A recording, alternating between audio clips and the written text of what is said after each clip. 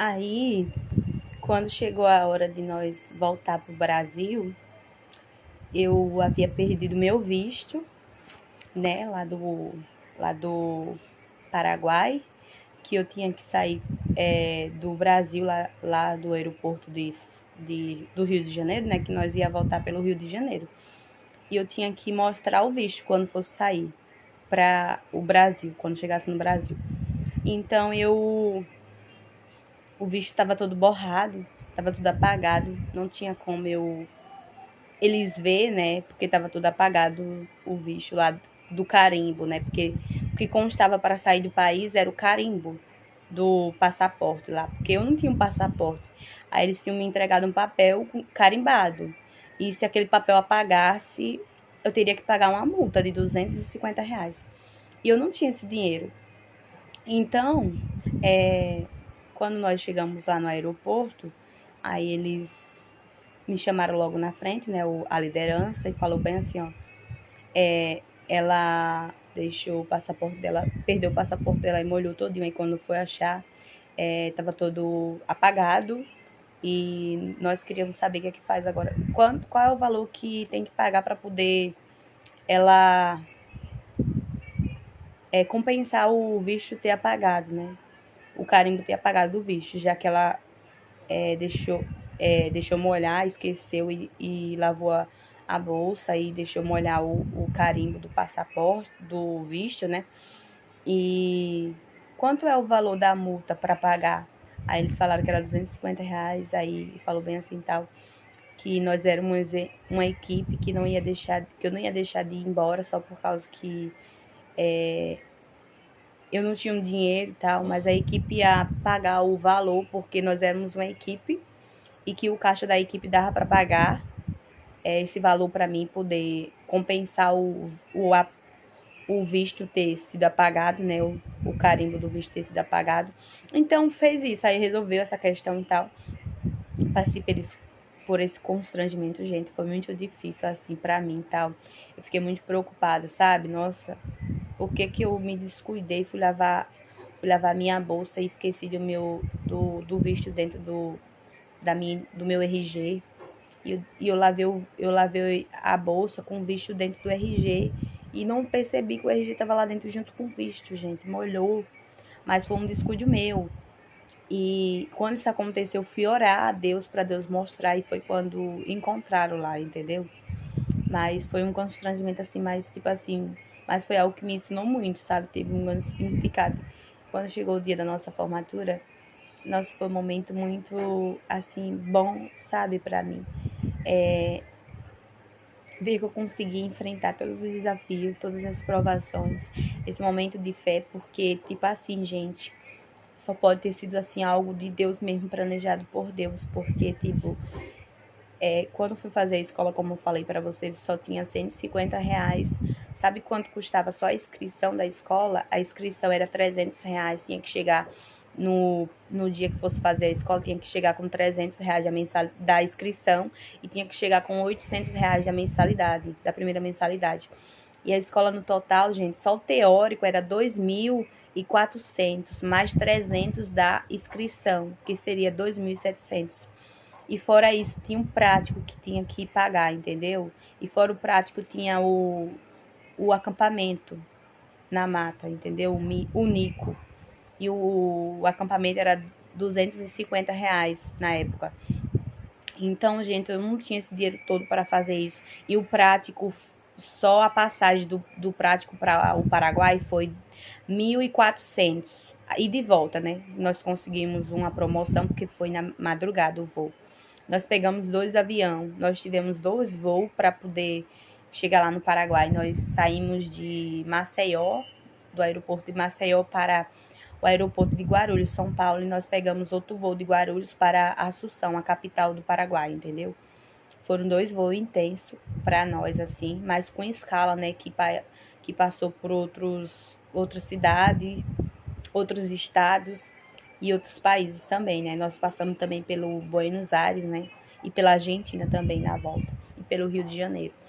E, assim, gente, no total. E fora isso, os 1.400 do prático, tinha também os 500 que tinha que levar para o fundo do prático, né, que tinha que ter para os gastos, tipo com transporte, com algumas comidas, né, algumas despesas da gente mesmo, alguns produtos de higiene que eu tinha que comprar também para mim, né. E também ali, gente, eu pude ver o cuidado de Deus, sabe? Eu não tinha esse dinheiro todo, não tinha esse dinheiro. Se eu disser a você que eu tinha, não tinha. Realmente não tinha. Minha família é uma família muito humilde. Minha família, poucos da minha família, algumas pessoas me apoiaram nesse momento de fazer missões, de tomar essa decisão de viver pela fé, de viver para a missão, de viver o chamado de Deus para minha vida, de viver o meu ministério, de viver o chamado missionário de Deus para minha vida, porque a obra missionária, gente, não é fácil. É você se doar mesmo para aquilo, é você amar, porque quem realmente está disposto a abrir mão de tudo, a renunciar a tudo, esse é o ministério missionário, é você renunciar sempre às suas vontades para viver a vontade de Deus para a sua vida. E para mim esse tempo assim foi um chamado intenso para minha vida de Deus assim. Nesse tempo que eu estive fazendo essa escola de missão, eu cresci muito em Deus. Eu sei que teve um tempo, uma trajetória que acabei um pouco aconteceu alguns obstáculos, tentaram fazer com que eu desistisse desse ministério, mas nunca esqueci de uma coisa, que Deus sempre estava cuidando da minha vida, que Deus sempre era o único motivo da minha alegria e que eu tinha sido chamado para isso. Quando você é chamado, meu irmão, para pregar o evangelho de Jesus, quando você é chamado para missões, você não pode fugir. Aliás, você pode até tentar fugir dele, mas Deus sempre vai achar uma forma de te encontrar novamente. E é isso que eu tinha aprendido ultimamente, sabe? Nesses últimos meses, anos de trajetória, porque isso faz 5 anos atrás que eu tinha feito essa escola de missão.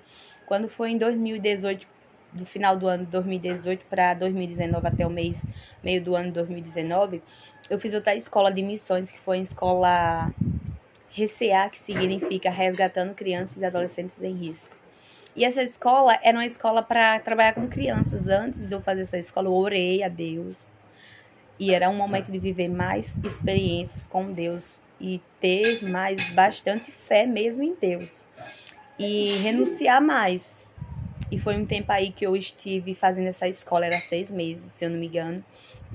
Era uma escola que eu ia montar um projeto social com crianças que foram abandonadas, crianças que foram vítimas de abusos, crianças rejeitadas pelos pais, crianças que sofriam a rejeição pelos pais, crianças que não eram amadas, que não se sentiam amadas, que não se sentiam protegidas.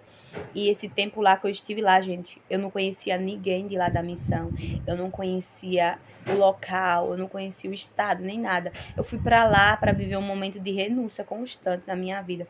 Foi um tempo assim que eu aprendi também sobre renunciar, sobre estar longe da minha família, mas sempre estar focada no meu ministério, no chamado de Deus para a minha vida. E viver esse ministério de missões, viver esse chamado de Deus para a minha vida. Porque chamado missionário só tem quem realmente conhece mesmo a Jesus, quem Deus realmente ministra isso, que está disposto a renunciar a ter Jesus como centro da sua vida e entregar completamente para Deus, viver de fé mesmo, porque a obra missionária é você viver de fé, é você dizer, Deus está cuidando de tudo, eu vou viver na dependência total de Deus, que Deus está no controle, que Deus vai prover todas as coisas. E foi isso que eu fiz, eu me entreguei completamente para Deus, renunciei minhas vontades, renunciei até meus estudos por um tempo. Eu parei meu estudo do ensino médio na época que eu fui fazer essa escola de missão, mas quando foi ano passado eu realmente consegui terminar, graças a Deus consegui terminar meu ensino médio, graças a Deus eu tenho um ensino médio completo, concluído, 2º grau, graças a Deus. E hoje eu gosto muito de estudar, de escrever, de falar daquilo que eu vivi e daquilo que eu realmente tenho um privilégio de falar. Deus fez isso na minha vida e Deus pode fazer na sua vida também. Se você tem um chamado missionário para a sua vida, foque a isso, foque as oportunidades que Deus está te dando para você fazer isso acontecer. Não deixe as pessoas, os obstáculos te impedir de viver a vontade de Deus, de viver o seu chamado, do chamado de Deus para a sua vida. Então, viva com intensidade e aproveite. Amém.